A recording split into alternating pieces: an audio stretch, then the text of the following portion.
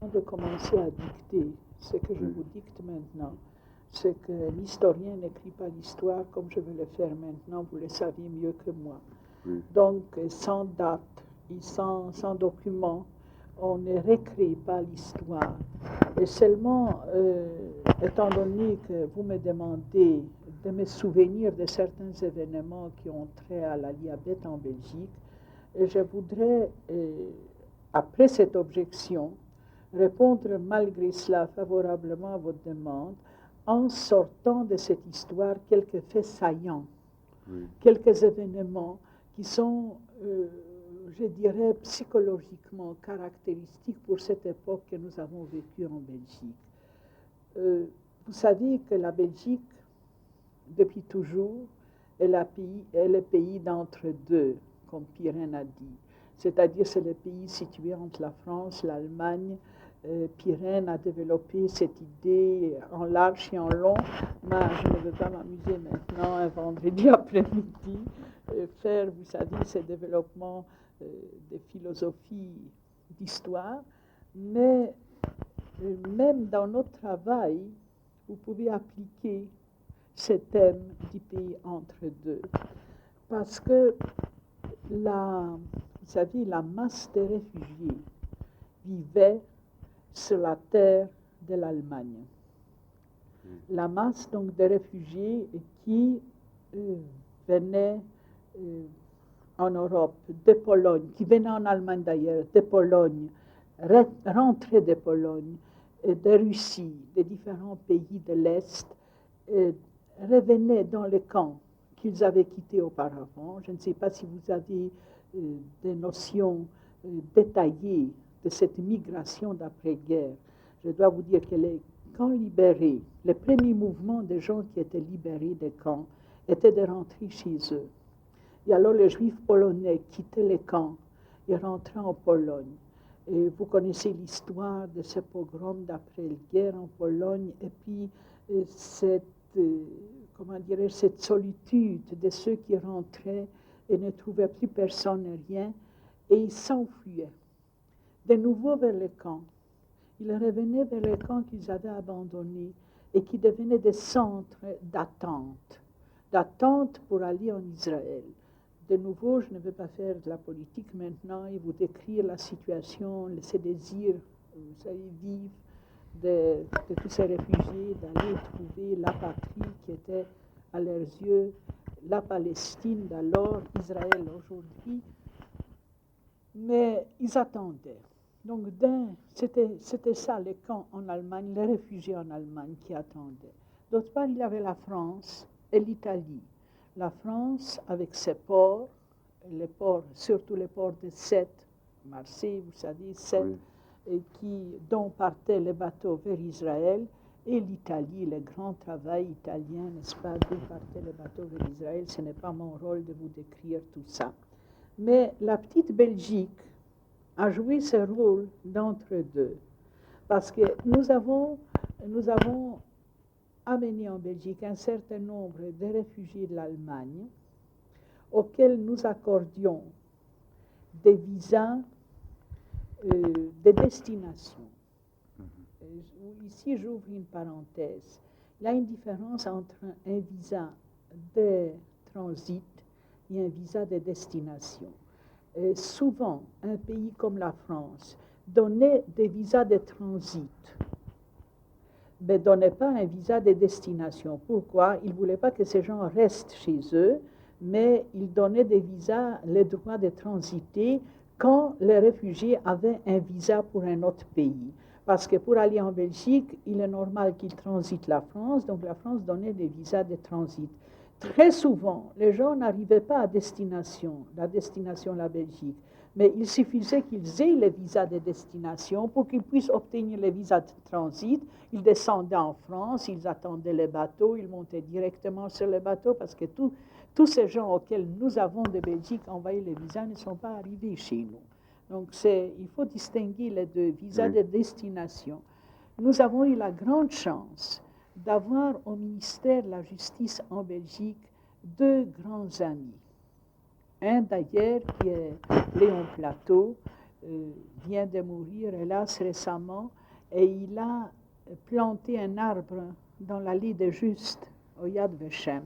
Donc, pour vous dire, pour des faits de résistance pendant la guerre, pour l'aide qu'il a fournie aux Juifs pendant la guerre, il a été donc couronné, il a été honoré par le monument de Yad Vashem. Eh bien, Léon Plateau était un grand ami à nous, à mon mari, à moi. Nous avons collaboré pendant la guerre avec lui, collaboré dans le bon sens du mot. Ce n'était pas une collaboration pro-allemande, inutile de vous le dire. Il était haut fonctionnaire au ministère de la Justice et en tant que tel, il pouvait nous aider dans une très grande mesure. Et Léon Plateau m'a mis personnellement en rapport avec un certain monsieur Standard, qui était l'administrateur de la police des étrangers. Qu'est-ce que c'est que l'écriture de son nom, Standard? Standard, S-T-A-N-D-A-E-R-T. Ah. Standard. Bon. Il était administrateur de la police des étrangers. Nota bene, plateau s'écrit comme le plateau, comme le mot plateau, avec 2 T, oui. Etc. Donc, Standard est devenu un très grand ami de notre cause. C'était un grand catholique. D'ailleurs, il a fait un discours à un moment donné, vous savez, je saute comme ça, quand l'État d'Israël fut créé, et le premier ambassadeur d'Israël envoyé en Belgique, le docteur Amir. Alors, il a fait un grand dîner pour recevoir ceux qui nous ont aidés, soit pendant la résistance, soit après, et au nom de l'État d'Israël, dire merci à ces personnalités. Et Standard a répondu au nom de ceux-là, de ces personnalités-là. Et je me souviens comment il a commencé, il a dit en tant que Belge, en tant que chrétien, voilà, donc il a souligné qu'il a fait ça en tant que chrétien et en tant que catholique, n'est-ce pas? Il tenait à aider, à soutenir la cause de ces gens qui ont souffert, etc. Alors, il y avait donc, il voulait dire qu'il y a là-dedans, pas seulement les côtés humains tout court, mais les côtés de charité chrétienne qui se mêlaient à qui dictaient l'attitude qu'il prenait, n'est-ce pas? Et Standard était un personnage qui a des mérites immenses, parce que grâce à lui, j'ai pu obtenir pour les réfugiés, donc pour le Mossad, si vous voulez, un très grand nombre de visas. Il m'est difficile de vous dire maintenant exactement les chiffres, hein, parce que, comme j'ai dit au début, il faut des documents, il faut des dates, et je n'ai pas ça avec moi ici. Quand je voyage, je ne prends pas d'habitude avec moi ce genre de documentation. Mais en tout cas, un très grand nombre. Tous ne sont pas venus en Belgique, comme j'ai dit tantôt, mais ça a énormément aidé le Mossad à débloquer les réfugiés des camps, à pouvoir les envoyer plus loin. Donc, le rôle du pays entre deux, nous avons joué admirablement bien entre la France et l'Allemagne. Vous savez, ça, c'est le côté, si vous voulez, légal. Quelque fait quand même, la Belgique a envoyé un bateau du port d'Anvers. Je me souviens très bien de la date. Cette fois-ci, c'était le 14 juillet. C'est pour ça que je me souviens. C'était un 14 juillet 1946. Un bateau qui s'appelait Hachayal Haïvri, qui est parti du port d'Anvers. On lui a donné le nom Hachayal pour honorer la brigade juive, les soldats juifs, parce que je ne sais pas si vous êtes au courant du fait que la brigade juive séjournait parmi nous à la libération. Vous savez que nous, la Belgique, nous avons été libérés par les Anglais. Les Anglais occupaient pendant quelque temps la Belgique et la brigade juive était là. Et curieuse coïncidence, vous avez pu rencontrer à ce moment-là, sur la terre de la petite Belgique, des gens qui portaient des numéros sur les bras et qui portaient le Magen David sur l'uniforme pour les distinguer des autres. Et je dois vous dire qu'il y avait des larmes dans les yeux de beaucoup de Juifs qui rencontraient cet uniforme avec les mêmes symboles. Ça, vous savez, je ne veux pas devenir sentimentale, nous voulons quand même raconter quelques faits et pas de sentiments de cette époque. Eh bien, qu'est-ce que je peux vous dire? Concernant l'Aliabet, donc ce bateau, le 14 juillet 1946, le bateau est parti du port d'Anvers. Et je ne sais pas si vous vous souvenez, cette semaine, non, ce n'était pas à vous, j'ai raconté ça à Minervi, cette histoire de comment ce bateau est parti. Non. Autour de ce bateau, il y avait beaucoup d'événements très comiques. Les gens, les réfugiés qui venaient en Belgique, séjournaient dans différents camps. Il y avait les camps de Bonnef, il y avait des camps, enfin différents camps, inutile de vous énumérer leurs noms, ça ne vous dira rien. Et avant le départ, vous savez que nous distribuions dans les camps des listes avec des noms et des dates de naissance. Parce qu'il va de soi que tous les passeports étaient fictifs. Pour obtenir des visas au ministère de la Justice, je devais introduire des listes de gens. Mais vous pensez bien que c'était trop compliqué d'écrire en Allemagne, de recevoir les noms des gens qui étaient là, surtout qu'on ne savait pas si ce seront les mêmes qui partiront, parce qu'entre-temps, il y aurait peut-être des changements, ils partiront ailleurs. Alors, ces passeports étaient inventés. Je me souviens d'une chose très comique même qui a trait à ces passeports inventés. Nous devions présenter une liste de 500 noms au ministère un jour. Alors, la veille, je commençais avec des amis d'ailleurs qui m'aidaient, avec lesquels je travaillais ensemble, à dicter à la secrétaire qui écrivait à la machine tous ces noms et dates de naissance. Alors, on a épuisé tous les Goldberg et tous les Rabinovitch, Abraham, Rabinovitch, etc. Et puis, à la fin de compte, c'était déjà très tard. Nous étions très fatigués. Et quelqu'un a dit Moïse Zuchmir. Alors, la secrétaire écrivait Zuchmir, Moshe, Neila. Et nous devions, et Zuchmir, c'était un Z. Alors, on avait comme ça toute une série de listes. Des listes qui finissaient par Zuchmir, Moshe, Né, Le, A, etc. Et donc, pour vous dire, voilà comment on composait ces passeports. Quand il s'agissait du départ, quand nous avons préparé le départ de Hachayal à Ivry, nous avons pris des listes et distribué selon les camps. Pour les camps, par exemple, dans un camp, il y avait 100 réfugiés. Alors, on a pris 100 noms, une liste de 100 noms, une liste de 30 noms, etc. Et les garçons qui travaillaient avec nous, c'était d'ailleurs des garçons détachés plutôt de la brigade juive qui restaient avec nous là-bas pour travailler. Je me souviens surtout d'un garçon formidable. Celui-là était d'un kibbutz, attendez, de Galilée, il s'appelait Chaim, qui est un garçon extraordinaire.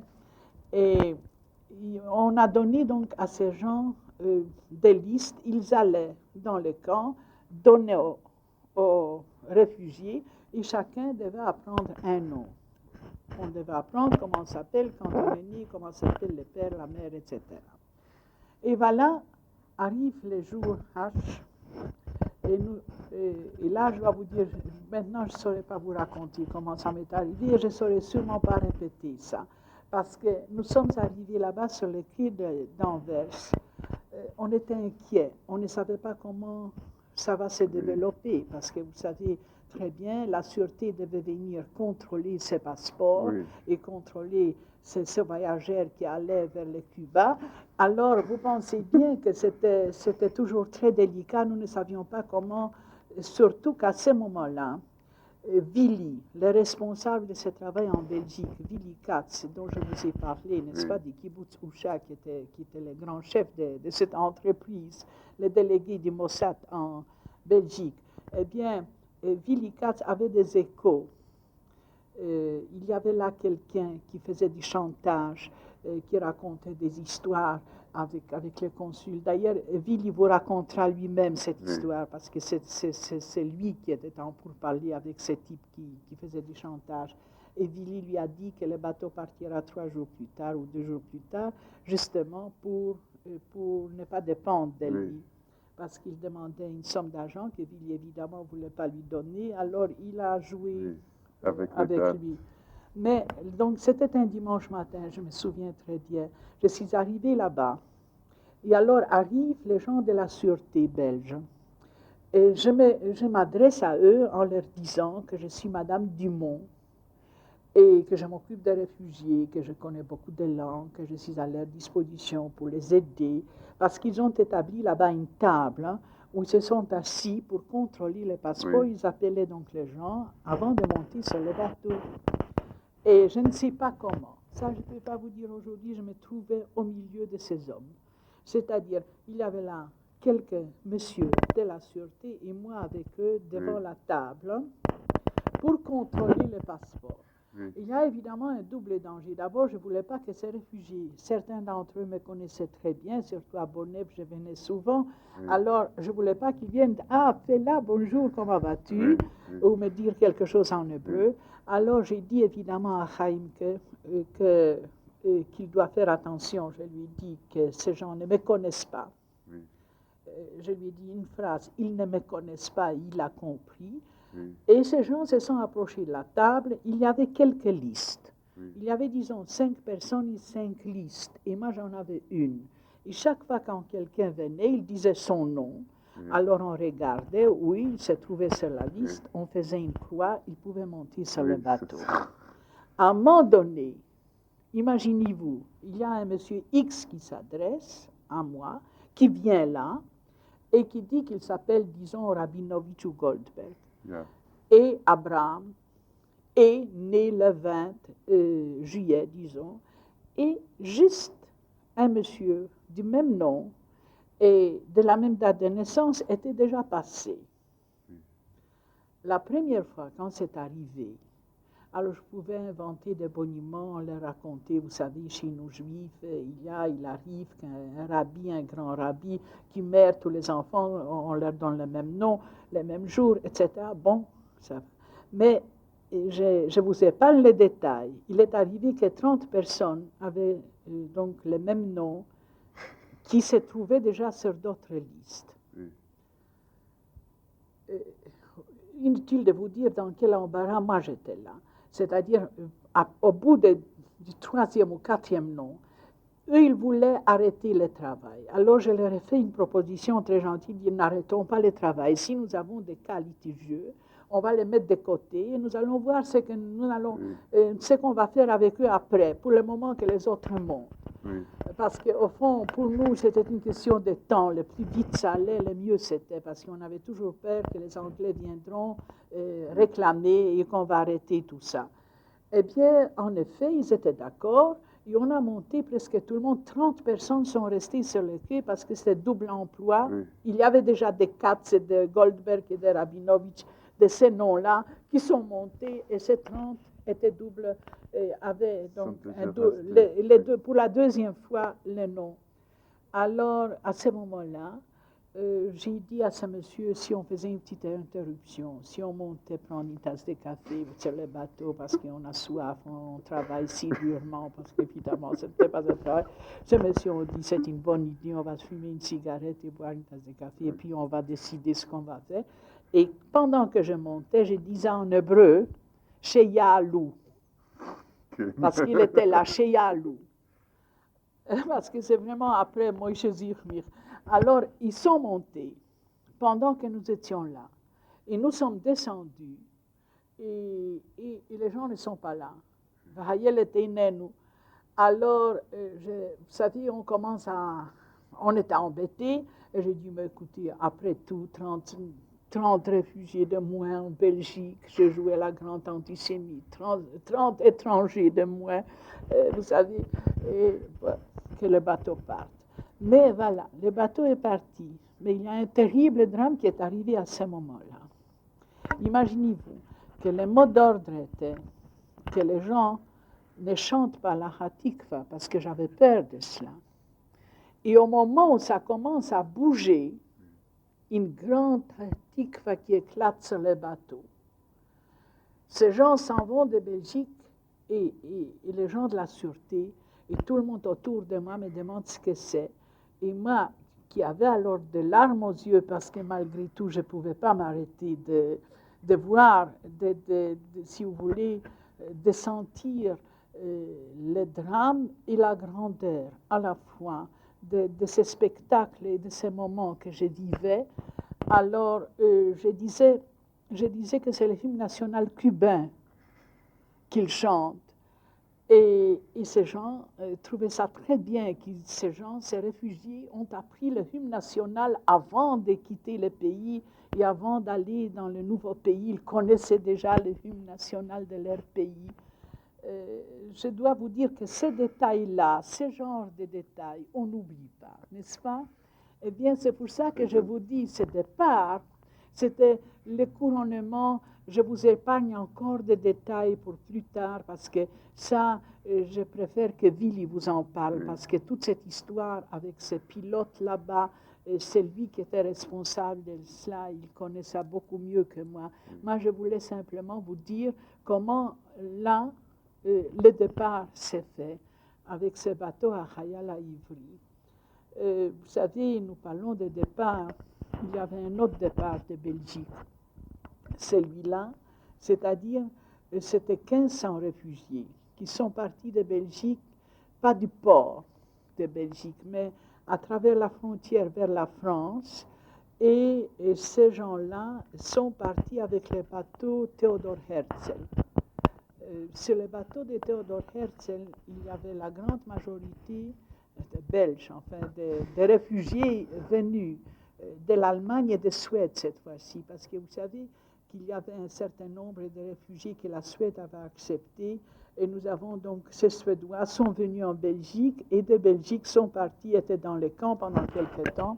Ce départ était un départ qui a laissé vraiment des traces très profondes dans mon esprit, dans mon souvenir et dans mon cœur, dirais-je. Parce qu'ils sont restés, ces réfugiés, relativement longtemps en Belgique. Et vous savez, on s'attache à des gens qu'on voit dans ces conditions-là. Malgré que ce n'étaient pas des camps allemands, c'était quand même des camps.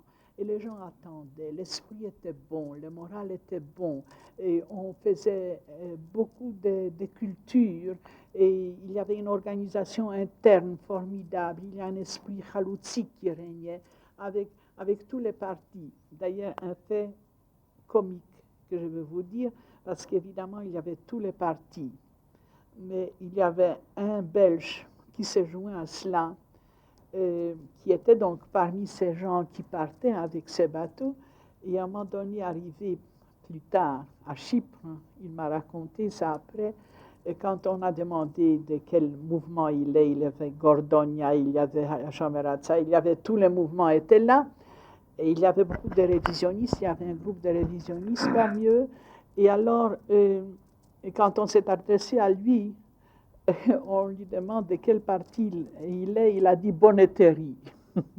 Il a dit bonneterie. Vous savez, bonneterie, c'est une branche, enfin, la fabrication de pulls, des choses en laine, n'est-ce pas, des pullovers. Alors, il travaillait en Belgique, vous savez, dans ce métier-là. Alors, je dis, moi, je suis du parti de bonneterie. Parce que alors, les gens ont commencé à chercher ce que ça veut dire, si c'est Gordonia, si c'est gauche, si c'est droite. Enfin, en tout cas, un fait comique. Mais rares étaient ceux qui n'appartenaient pas à un mouvement. Ils étaient dirigés, au fond, par des jeunes qui les dirigeaient vers un certain mouvement politique. Il y avait un esprit, un très bon esprit qui régnait jusqu'à un certain moment. Puis les gens en avaient marre, ils voulaient partir. Et le départ a été organisé. Imaginez-vous que cette fois-ci, ces gens ont reçu, étant donné qu'ils venaient de Belgique, ils devaient partir de Sète, du port de Sète, où les bateaux les attendaient. Alors, ils devaient avoir des visas de transit parce qu'ils sont partis avec 2 trains spéciaux qui étaient mis à leur disposition par le commissariat au rapatriement belge, qui évidemment ne savait pas de quoi il s'agit. seulement par piston, protection. Mon ami Henri Jeanne était à ce moment-là commissaire au rapatriement. Bref, le gouvernement belge a mis à notre disposition 2 trains spéciaux pour ces gens qui devaient les transporter. D'ailleurs, on a mis les trains sur rail à des endroits qui étaient très proches de ces camps. Je n'ai pas devant moi de nouveau la même chose, je parle sans document, parce qu'au fond, il y aurait moyen, n'est-ce pas, de reconstituer tous ces 2 trains. Un est parti d'Anguien, l'autre, enfin, pour ramasser ces gens en route, il y avait 2 trains qui sont partis vers la frontière française, et de là, ils devaient partir donc vers le port de Sète. Et ils avaient des visas de transit. Mais à un moment donné, les Anglais avaient vent de cette histoire, et Duff Cooper, qui était à ce moment-là ambassadeur d'Angleterre à Paris, était intervenu auprès de Georges Bidault, qui était ministre des Affaires étrangères, en demandant qu'on refuse ces visas de transit. Et Georges Bidault a retiré ces visas. D'ailleurs, il était parti à ce moment-là une intervention chez Spaak, qui est à ce moment-là ministre des Affaires étrangères, au sujet de la grande terroriste Fela Perelman. Et j'en suis très fière parce que c'était comique. Le chef de cabinet de Spaak était Walter Loridon, l'actuel ambassadeur de Belgique à Washington. Et c'est un grand ami à nous. Et Walter a reçu donc cette lettre de protestation qui devait arriver à Spaak de la part donc des Anglais, de Duff Cooper, de toutes ces. Enfin, je ne sais pas qui a signé la lettre, mais je sais que les Anglais sont intervenus chez Spaak.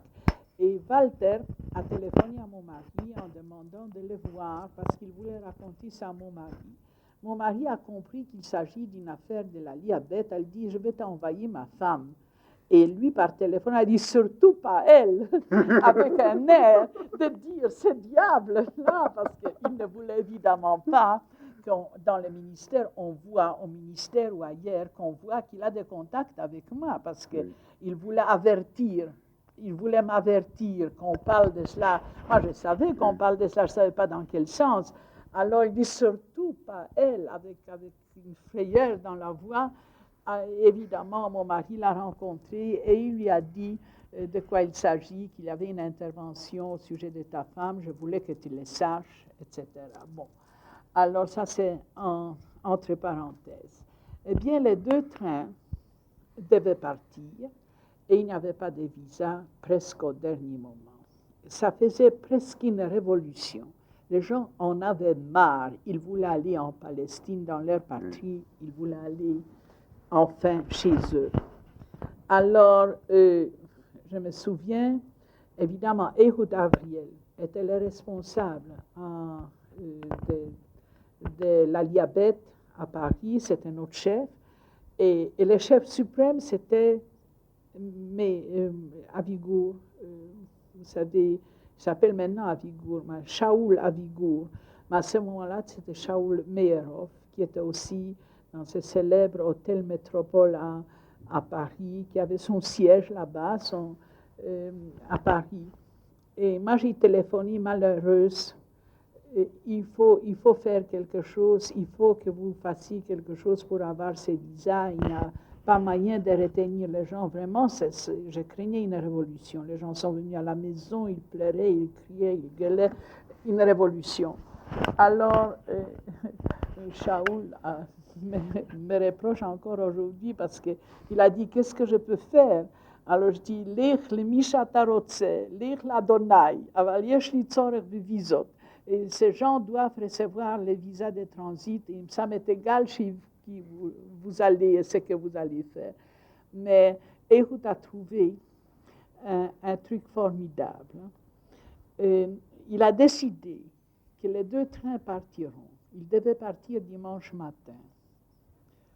Et qu'ils partiront sans visa avec les passeports et le visa de Cuba sans visa de transit par la France. Et il m'a envoyé un télégramme à moi, Madame Dumont, de Marseille, signé par je ne sais pas qui, en disant que, Madame, vous devez arriver avec vos réfugiés au plus tard, à telle date, tel jour. Si jamais vous n'arrivez pas, le bateau partira sans les réfugiés et vous devrez payer des dommages et intérêts, je ne sais pas combien. Donc, vous voyez Madame Dumont, munie de ce télégramme, munie de ses passeports avec Zuchmirmoshe et d'autres Zuchmirmoshe.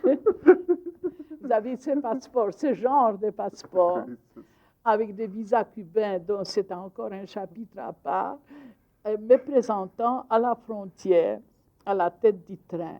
Et je me souviens que le Mossad a envoyé à Bruxelles un certain monsieur Carmi, qui devait m'accompagner dans cette chose qui devait être l'œil de Moscou, si vous voulez, de cette affaire, parce que je ne sais pas pourquoi, mais en fait, c'est pour cela qu'il est venu. Et nous étions près de la fenêtre, avant la frontière. Je me souviens si bien de cela, parce qu'on regardait les paysages. Moi, évidemment, je tremblais, je préparais ma stratégie. Qu'est-ce que je vais faire arriver à la frontière quand ces gens vont monter? Comment vais-je obtenir ces visas?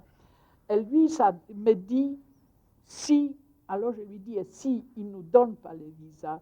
Là-dessus, il me dit, alors nous allons faire descendre les gens à la frontière et nous allons provoquer un précédent diplomatique. Le pauvre voulait dire incident diplomatique. Oui. Mais c'est pour ça que je me souviens de ça. Je l'ai regardé, je n'ai pas compris, mais enfin, réflexion faite, j'ai quand même compris ce qu'il veut me dire en disant on ne se laissera pas faire, on ne va pas faire... on ne va pas retourner en Belgique, on laissera les gens sur la frontière que le monde en parle. Voilà, on fera un scandale, le monde va en parler. Alors on était préparé à ce scandale et nous arrivons à la frontière. C'est que c'était convenu que si jamais ça réussit, que les gens passent, alors j'irai après attendre le deuxième train. Mais c'est que moi je ne savais pas que tout est arrangé d'avance et que c'était très bien arrangé. Et je vais vous dire, à la frontière, les gens de la sûreté sont montés, il y avait que, donc, il y avait tout un groupe. Et moi, je commence mon speech, mes boniments, leur raconter que hier c'était samedi, le consulat était fermé, je ne pouvais pas et je suis obligée de partir aujourd'hui, vous devez me donner maintenant le visa de transit. Et très calmement, l'homme là-bas, qui était donc le chef, dit, chère madame, je ne peux pas vous donner le visa ici, mais je vous donnerai un petit mot pour mon collègue à Marseille. Et là, vous obtiendrez le visa nécessaire. Il va de soi que pour moi, le problème était de transgresser la frontière, puis je n'avais plus besoin de visa à Marseille. Et c'était ça le grand problème. Alors, évidemment, moi, je me faisais des illusions. Je croyais que c'était mon mérite, que j'ai si bien présenté les cas. Et je descends avec lui. Et on se promène, et puis il s'approche de moi, je me promène à côté de lui, comme ça, sur le quai du train. Il se penche vers moi, il me dit, madame, ces gens vont vers le Cuba parce qu'ils ne peuvent pas aller en Palestine, n'est-ce pas? En voulant me dire, ne crois pas que c'est ton mérite. C'était un seau d'eau froide sur la tête, ne crois pas que tu as du mérite. Moi, tu sais, tous tes boniments, c'est très bien, mais moi, je suis français, et si je peux embêter un peu les Anglais sur les bords, ça m'est égal, et au fond, moi, je veux le faire. Ce n'est pas parce que je te crois tout ce que tu me racontes, parce que j'ai fait tout un discours. Bon, mais il y a encore une chose très comique là-dedans. Là, pour quelqu'un, Ehud m'a dit que quelqu'un m'attendra pour me conduire au deuxième train, pour que je puisse, parce qu'évidemment, ça c'est un précédent, si j'ai obtenu gain de cause ici, alors je viendrai là-bas, alors quelqu'un s'approche de moi, il me dit, fais-la, je suis Pierrot. Alors je lui dis, Pierrot, alors pourquoi est-ce que j'ai fait tant de boniments avec toi? Parce qu'il avait l'air non juif. Et je ne pouvais pas m'imaginer que c'est un garçon du Mossad et que c'est Pierrot qui devait me conduire là-bas, il était mêlé à la foule. Alors, vous savez, j'ai offert des cigarettes, j'ai offert du chocolat de Belgique. Je suis venue là-bas comme une providence, parce que nous étions très riches en Belgique à ce moment-là, les Français étaient pauvres. Alors, je venais, vous savez, comme ça, une grande fête pour obtenir ce visa, évidemment. Mais je faisais la même fête avec Pierrot qu'avec les autres. Si je savais que c'était un des nôtres, je ne l'aurais même pas regardé. Je dis, qu'est-ce que moi je pensais? Donc, pour vous dire, ça, c'est le côté anecdotique, si vous voulez, de notre travail. Et je suis partie avec lui, puis je suis montée. Ça, c'était déjà automatique. Et j'ai voyagé avec le deuxième train. Le premier est parti, et j'ai voyagé avec le deuxième train. Mais seulement dans mon euphorie, et je ne sais pas, enthousiasme, j'ai oublié ma valise dans le premier train. J'ai voyagé sans valise, mais il n'y a vraiment pas de drame, parce que les gens voyageaient sans valise jusqu'à Israël. Moi, j'ai voyagé seulement jusqu'à Marseille. Et nous sommes descendus, donc à Sète, là. Les gens de Mossad se sont occupés d'eux. Moi, je n'avais plus de contact avec eux, n'est-ce pas? Je les ai transportés là-bas. Mais moi, je suis allée à Marseille, et de là, j'ai pris évidemment le train pour le retour le lendemain pour Bruxelles.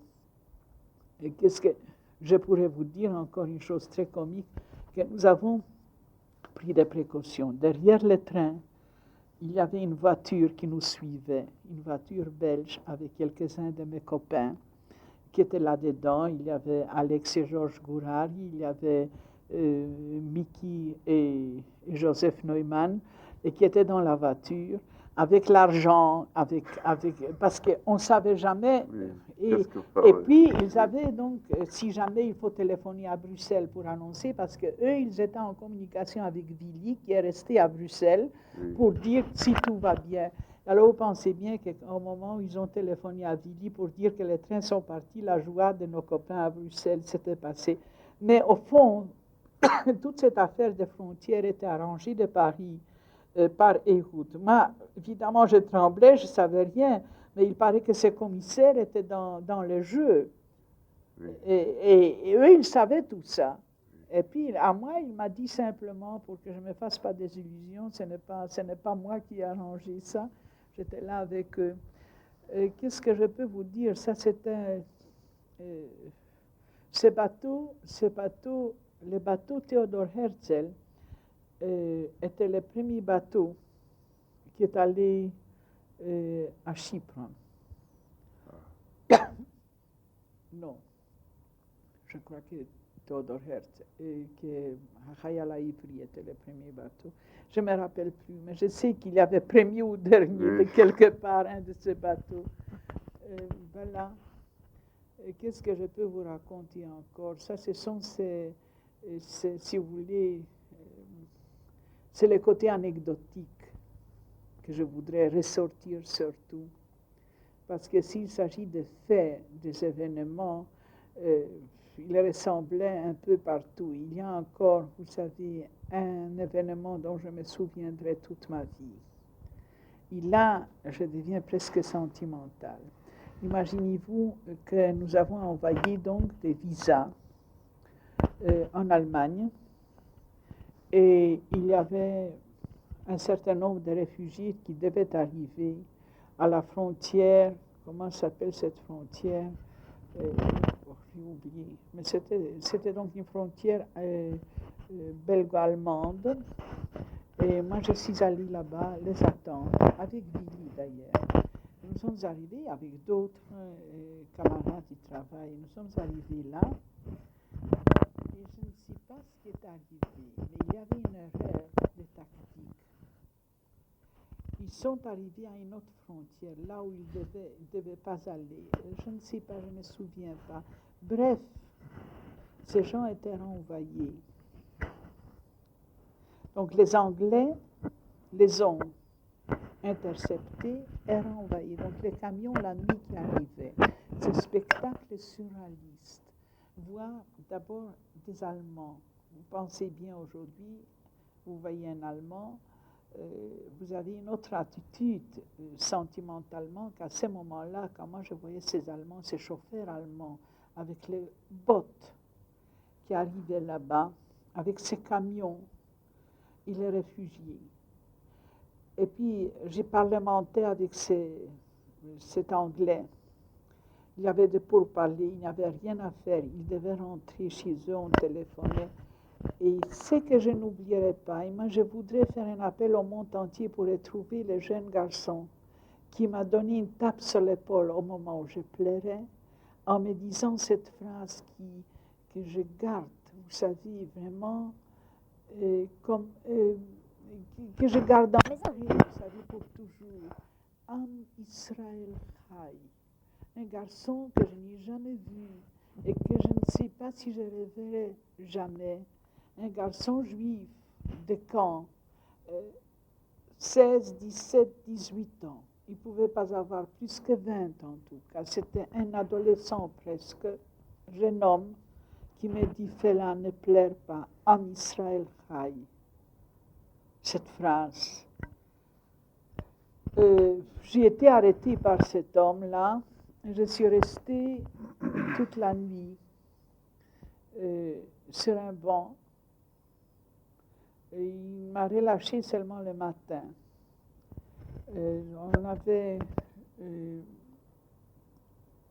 On avait, vous savez, des conversations très intéressantes avec ces soldats anglais, cet officier anglais.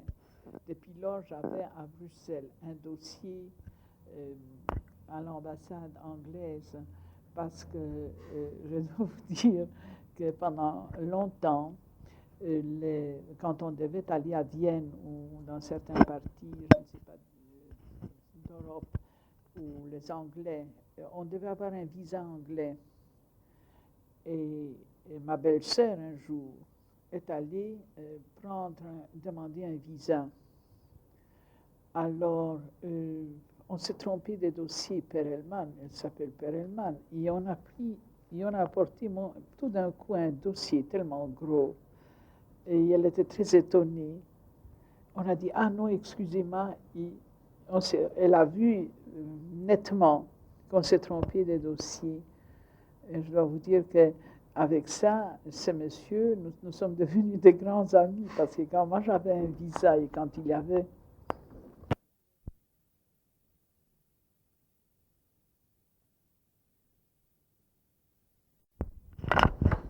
je dois vous dire que quand j'avais besoin un jour d'un visa, et il y avait une file énorme, alors j'ai envoyé ma carte de visite à cet homme-là, et il m'a tout de suite appelé, et toute la file attendait, moi j'étais la première à être reçue, parce que, vous voyez, on se connaissait. Il m'a arrêté à la frontière, puis il travaillait là-bas, oui.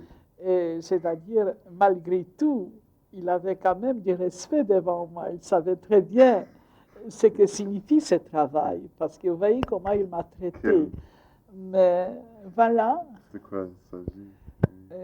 Nous avons eu encore des événements dans notre travail qui n'étaient pas des événements très banals, parce que il y avait, par exemple, vous savez, dans le travail de l'Aliyah Dalet, je ne sais pas si vous connaissez la différence entre Aliyah Bet et Aliyah Dalet. Aliyah Bet, c'était au fond, ce travail que je vous décrivais tantôt, le départ des bateaux, les passeports collectifs, etc.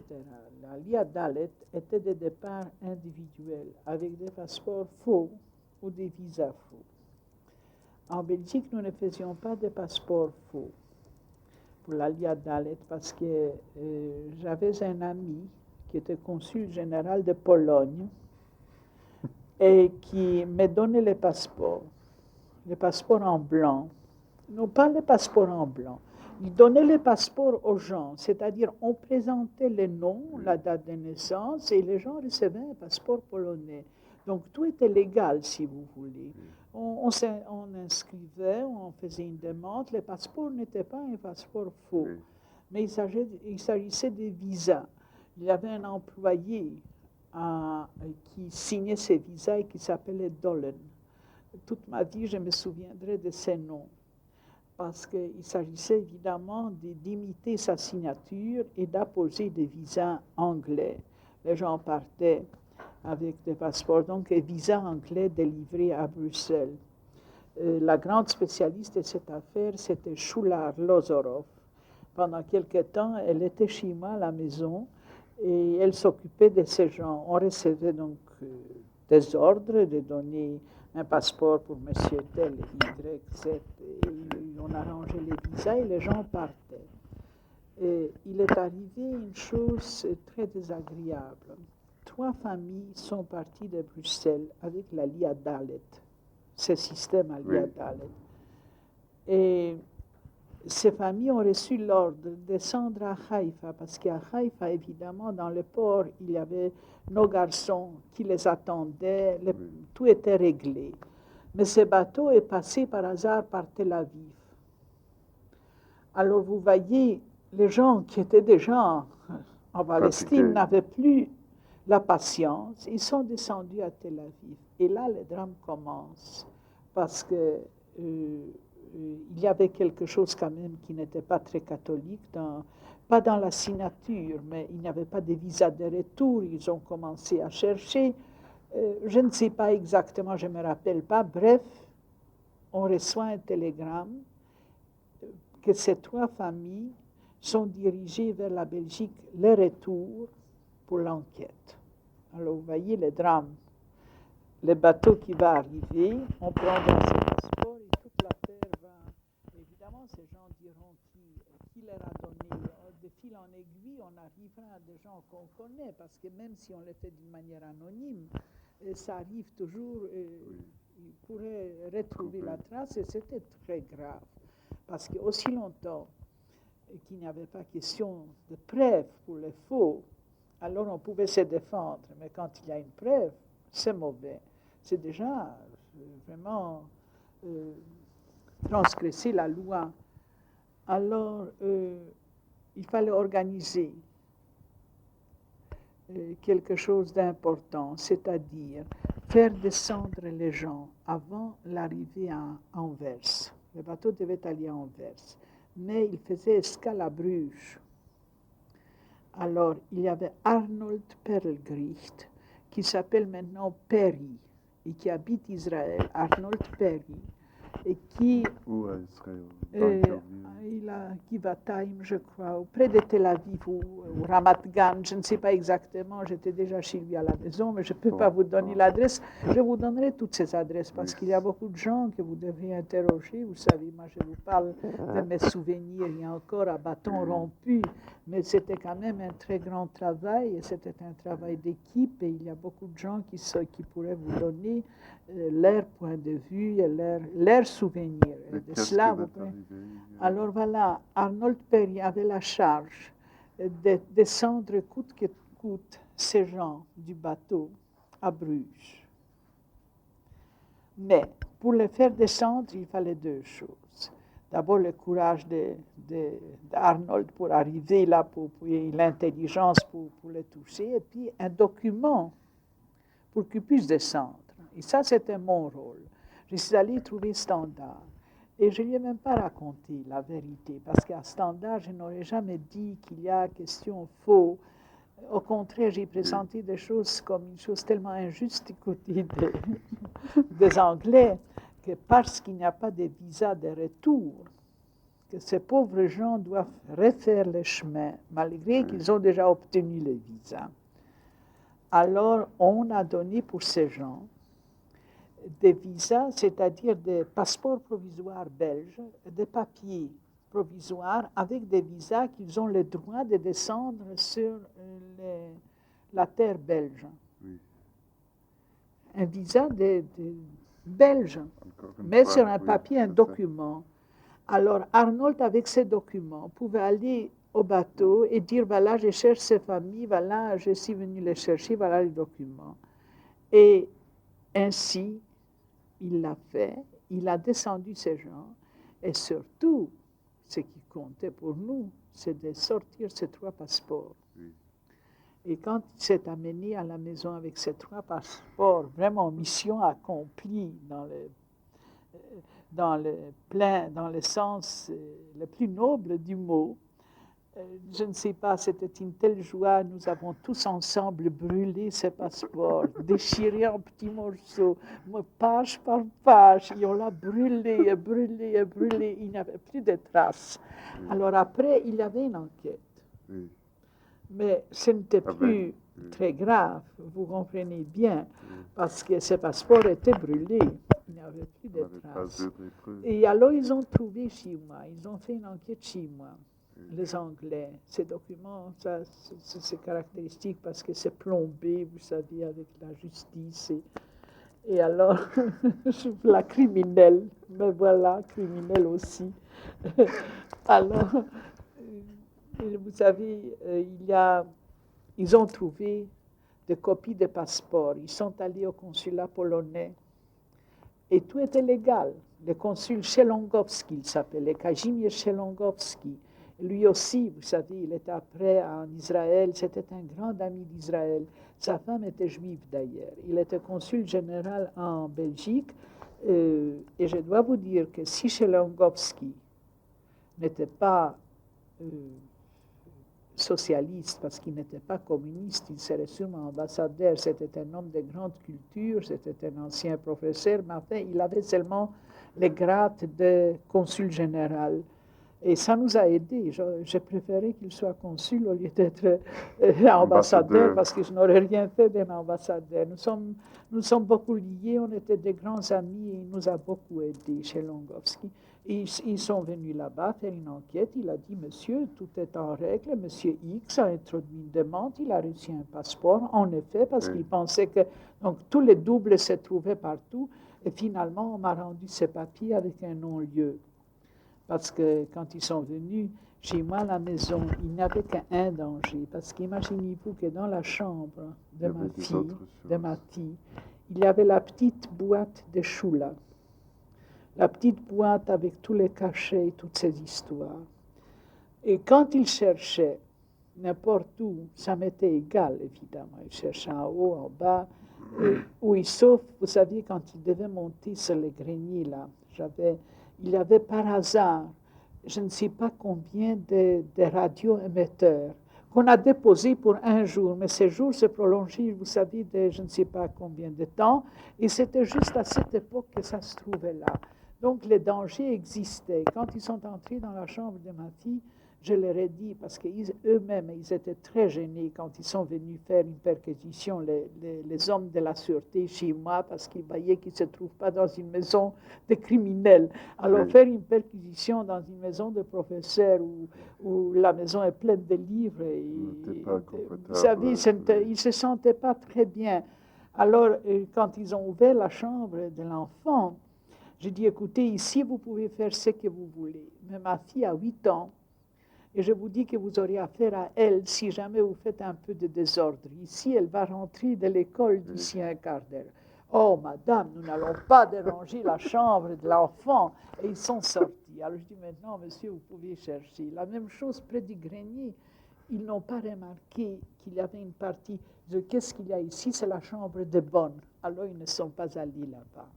C'était, vous savez, les deux endroits dangereux, parce que les restants, même les papiers qu'ils ont emportés, ils ont emporté beaucoup de documents, mais des documents où je savais qu'il n'y a aucun danger, comme ces copies des passeports et des autres choses.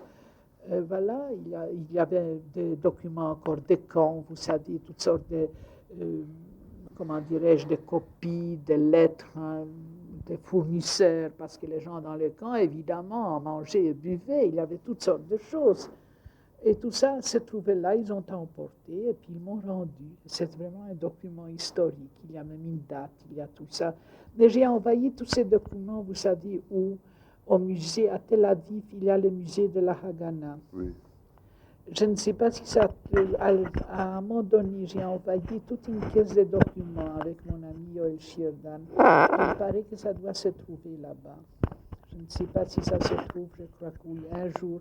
J'avais toujours l'intention d'aller vérifier. Vous savez, j'ai toujours l'ambition de décrire cette époque, de faire quelque chose d'utile, de faire de cela vraiment de l'histoire. Oui, je suis historienne, mais je n'ai pas le temps d'écrire l'histoire, parce que l'histoire, pour le moment, on l'a fait. Non, je vous dis, pour aujourd'hui, je crois que ce sera assez. C'est un tout petit aperçu de ce qui s'est passé à cette époque sur la terre belge. Il y a encore beaucoup à dire et surtout beaucoup à compléter.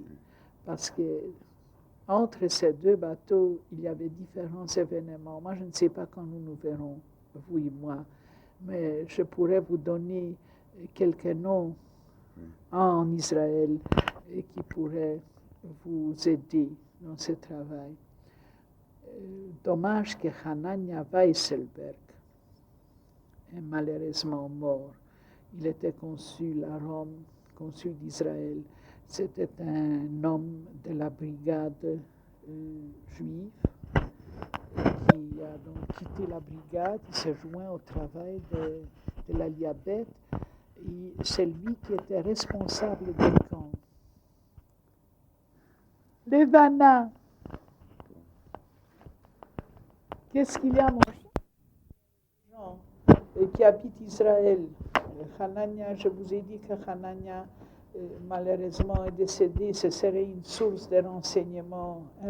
Ah, vous savez, sa femme, Hanania, a épousé la secrétaire de ce que nous appelions Jewish Welfare Society. Nous avons créé une association légale en Belgique, une association sans but lucratif qui devait s'occuper, soi-disant, des réfugiés. Nous avons, sous ce nom-là, loué un local. On avait une secrétaire qui était Etuka Adler et qui a épousé Hanania, qui était célibataire et qui est tombé amoureux d'elle. Elle était une fort jolie fille. C'était un peu ma fille Etuka. Et malheureusement, son mari est décédé si jeune. C'était un couple très heureux. J'étais témoin de son mariage, mais il y a seulement... Alors voilà, il était consul après à Rome. La principale, la personne que vous devez voir avant tout, c'est Willy Katz du kibbutz Usha. Parce que lui, il vous donnera évidemment tous les backgrounds de cette affaire. Alors, qui encore? Perry. En Israël, je ne parle pas. Et on pourrait bien attendre jusqu'à ce que je sois en Belgique en septembre. Et je m'intéresse plutôt aux orphelins. Et pour ça, c'est... Oui, mais moi, je vous dis simplement que si c'est un travail qui vous intéresse, que vous voudriez développer, je crois que ça vaut la peine. Parce qu'on a beaucoup écrit au sujet de la Bricha, de l'Aliabet, mais chaque pays avait quand même son caractère spécifique. Par exemple, est-ce que vous enregistrez? Alors, je veux bien vous raconter cette histoire. Vous savez que le Mossad, inutile de vous dire qu'en différents pays, pour avoir des visas, il fallait payer des fonctionnaires et ça coûtait autant par tête d'habitant. En Belgique, ça ne coûtait rien, bien au contraire, ça a rapporté de l'argent. Comment? Et voilà. La Belgique a rapporté l'argent à la Caisse générale. C'est très simple. Il y avait en Belgique un comité, l'IRO, International Refugees Organization. L'IRO s'occupait donc des réfugiés. Et à la tête de l'IRO, il y avait un certain monsieur Herman. Herman s'écrit H-E-R-M-E-N-T, pas comme le prénom, mais Herman comme ça. Eh bien, ce monsieur Herman était acquis à notre cause. Et nous avons trouvé un moyen de recevoir de l'IRO, qui était subventionné par l'anglais. Vous voyez le côté comique de l'histoire, parce que l'Angleterre était la grande associée dans ce paiement. Nous avons reçu des millions pour nos réfugiés qui allaient soi-disant vers le Cuba. Donc il n'y avait pas de raison de gens qui vont vers le Cuba ou qui vont vers le Paraguay ou l'Uruguay. Il n'y avait pas de raison qu'ils fassent exception. Il n'y a personne que si en chemin et en route, il change de direction et au lieu d'aller de Paraguay, ce n'est pas son affaire, ils ont vers la Palestine. En tout cas, alors là aussi, on préparait des passeports, on préparait des listes, vous savez, c'est toujours les mêmes histoires. Et tout était légal, ça paraissait légal, et l'Europe payait de grosses sommes. J'aurais pu vous sortir toutes ces sommes enfin, en détail, mais je ne sais pas combien, évidemment, et je ne me souviens pas exactement. Il y avait d'ailleurs des choses très comiques qui sont arrivées encore à propos de Cuba, à propos des visas. Et vous savez, d'abord, Ehud Avriel, je ne sais pas si ce nom vous dit quelque chose, c'est un de ces grands messieurs de l'Alphabet, il dirigeait le travail à Paris, et était notre grand boss. Alors, Ehud a obtenu des visas pour l'Abyssinie, pour l'Éthiopie, mais l'Éthiopie a pris ça au sérieux. Ils n'ont pas donné ça, vous savez, simplement, vous savez, pour l'argent ou quoi, parce que les autres donnaient des visas sachant que les gens n'arriveront pas. Il serait bien malheureux si les gens arrivaient. Vous savez, si tout d'un coup le bateau accostait là au Cuba, vous savez, ce serait un drame. Mais l'Éthiopie voulait avoir les Juifs chez elle, on voulait avoir les gens. Alors, ils ont réclamé. Où sont ces gens? Écoute, m'a raconté ça un jour, parce qu'ils ont pris ça au sérieux. Il était en contact avec eux. Moi, j'avais une histoire en Belgique très comique, parce que le consul de Cuba à Anvers, qui nous a donné beaucoup de visas pour son pays, à un moment donné a attrapé une frousse, parce qu'il y avait une révolution dans son pays, je ne sais pas laquelle. Je ne sais pas si c'était l'histoire de comment s'appelle-t-il?